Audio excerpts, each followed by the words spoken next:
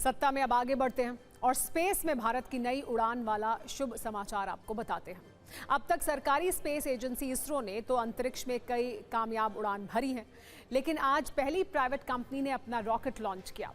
Sky root aerospace का विक्रम-1 देश का पहला प्राइवेट ऑर्बिटल रॉकेट है, जिसका टेस्ट पहले ही प्रयास में कामयाब रहा।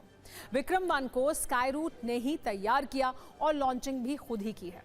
हालांकि लॉन्च पैड इसरो का ही इस्तेमाल किया गया। इसरो के वैज्ञानिकों ने लॉन्च की पूरी प्रक्रिया को मॉनिटर भी किया। विक्रम-1 के लॉन्च को मिशन आगमन नाम दिया गया था। इसे भारत के स्पेस सेक्टर के लिए बड़ी कामयाबी माना जा रहा है। इससे पहले कंपनी ने 2022 में विक्रम-S सब ऑर्बिटल रॉकेट लॉन्च किया था, जो करीब 90 किलोमीटर की ऊंचाई तक गया था।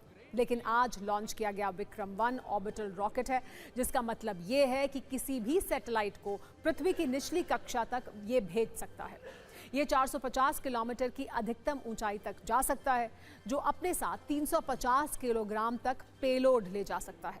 सबसे खास बात यह है कि इस रॉकेट को लॉन्चिंग के लिए सिर्फ 24 घंटे में तैयार किया जा सकता है। आपको बता दें कि पृथ्वी की सबसे निचली कक्षा जमीन से लगभग 160 से 2000 किलोमीटर की ऊंचाई तक होती है। ज्यादातर कमर्शियल और मौसम संबंधी सैटेलाइट इसी ऑर्बिट में चक्कर लगाते हैं। इसलिए विक्रम-1 से सैटेलाइट लॉन्च करने का नया विकल्प अब मिलेगा। कंपनी ने ऐलान किया है कि 2027 में विक्रम-2 लॉन्च किया जाएगा। इसकी पेलोड क्षमता लो अर्थ ऑर्बिट में 900 किलोग्राम तक होगी। जहां तक विक्रम-1 की बात है तो इसकी ऊंचाई 32 मीटर यानी करीब 7 मंजिला इमारत जितनी है। इसे पूरी तरह कार्बन कंपोजिट मटेरियल से बनाया गया है, जिससे इसका वजन बाकी रॉकेट्स की तुलना में काफी कम है। साथ ही इसका 3D प्रिंटेड लिक्विड इंजन पारंपरिक इंजन से 50% हल्का है। इसकी थ्रस्ट क्षमता यानी ताकत 1200 किलो न्यूटन है। ये लॉन्च भारत के पूरे प्राइवेट स्पेस सेक्टर के लिए भी एक बड़ा मौका है। 2020 में स्पेस सेक्टर में निजी कंपनियों को रॉकेट, सैटेलाइट और लॉन्च सर्विस पर काम करने की अनुमति मिली थी।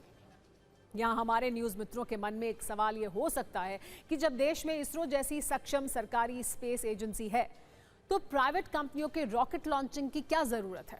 आपको बता दें कि स्काई रूट जैसी प्राइवेट कंपनियां इसरो से कोई मुकाबला नहीं कर रही हैं, बल्कि वो एक दूसरे की सहयोगी हैं। इसरो ने ही इन प्राइवेट कंपनियों को उंगली पकड़कर चलना सिखाया है। इसरो ने अपनी तकनीकी विशेषज्ञता और लॉन्च इंफ्रास्ट्रक्चर इन्हें उपलब्ध कराया है। इसे आप ऐसे समझिए जैसे अमेरिका में नासा के होते हुए एलन मस्क की प्राइवेट कंपनी स्पेसएक्स काम करती है।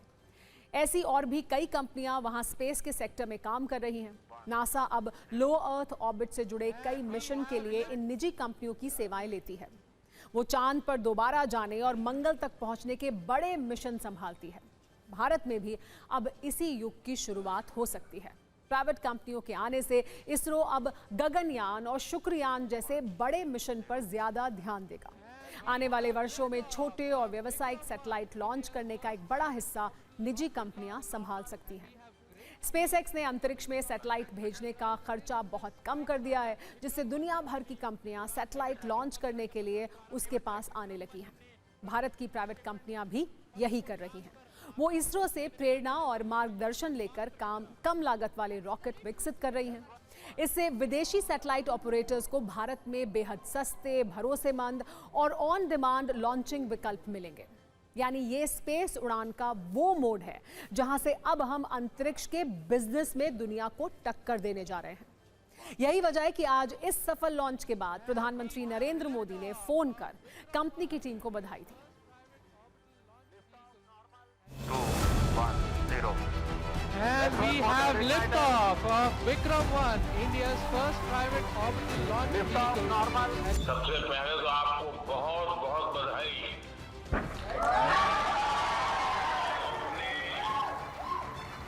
2 काम किए हैं। एक तो